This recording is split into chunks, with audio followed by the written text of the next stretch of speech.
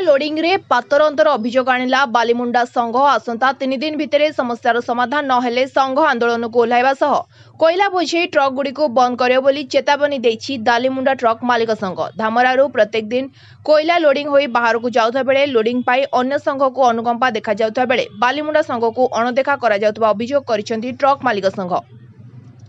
से नहीं आज बालीमुंडा ठारे प्रतिवाद सभा करा जायतला। 3 दिन भितर समाधान न हेले कोयला ट्रक गुड़ी को बंद कर दिया जे बोली आज चेतावनी देछि संघ।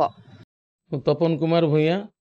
बालीमुंडा माँ तारिणी ट्रक ओनर एसोसिएशन जड़े सदस्य। आमर अभियोग यह जे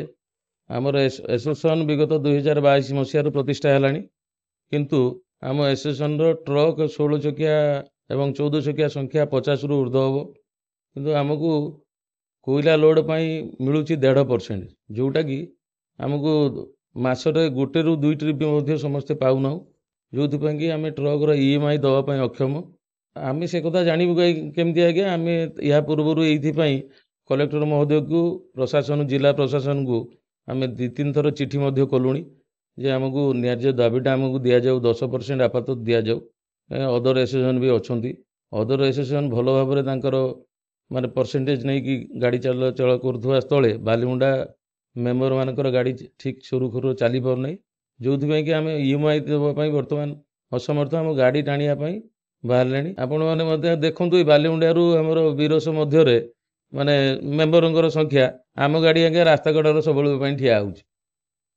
होटी ग्यारेज पेटे कौटी तार रास्ता कड़र पेटे आमको तो ट्रिप मिलूनी माने 100टी ट्रिप कोयला लोड बाहर आमको 1.5% 1.5 गाड़ी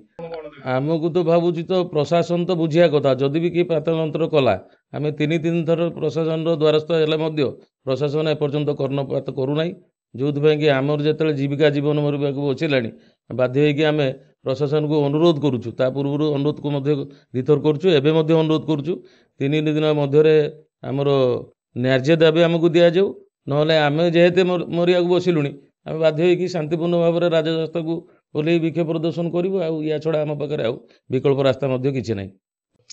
सुरेश चंद्र विश्वाल माँ तारिणी ट्रक एसोसिएशन प्रेसिडेंट प्रतिवाद करुचु आज्ञा कोयला लोड पाई जो आमर आज तो 2 वर्ष धरी प्रशासन पछर पड़ पड़ी एपर्ण किसी आमर फाइनाल हो नहीं जहाँद्वारा कि आम धामरा पोर्ट रु 1.5% पाउछु से आम 10% दाबी रखुचु। आज आम आसोसन बालीमुंडा आसोसन 50 खंड 14 चकिया 16 चकिया गाड़ी आम गाड़ीर EMI दे पारनु ड्राइवर को पैसा दे पारनु परिवार पाई गोटे 5,000 10,000 मासक खर्च ताहा भी आम करूँ आम गाड़ी टणा उपर पहुँचला से प्रशासन बार बार चिठी करूँ प्रशासन आम किसी कथा शुणुना जहाँद्वारा कि आम बाध्य कि आज तो 15 डिसेम्बर आम चिठी करूँ प्रशासन को एपर्यंत 10 दिन होगा कि आमर निश्वास बाहर ना आम पुणी आज मीडिया आगे कहूँ आ 3 दिन टाइम दूँ सोमवार जदि 3 दिन भितर किसी प्रशासन आम कथा न शुणे ताहले आम सोमवार दिन बाध्य रास्ता राजरास्ता को शांतिपूर्ण भाव ओह्लैबु। वासुदेवपुर मधुस्मिता पल्लाईं रिपोर्ट स्वतंत्र ओडिशा लाइव।